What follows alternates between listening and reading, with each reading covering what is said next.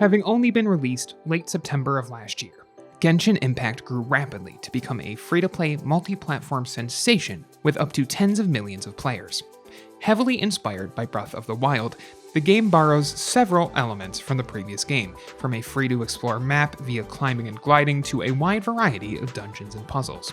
If you've been out and about in the game, you may have stumbled across one of the harder ones in the form of cages.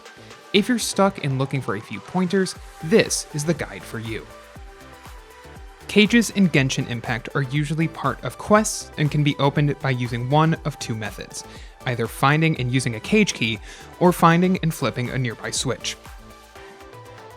If the cage is near a sealed chest or an enemy camp, clearing it out may yield the key you're looking for as an item dropped by a fallen enemy, or as part of the loot you can find in the subsequently unlocked chest. By far, this is the most straightforward solution to try, though it's best to proceed with caution. The cages found in LiQWYD Pass and Dunyu Ruins, for example, can be unlocked in this manner.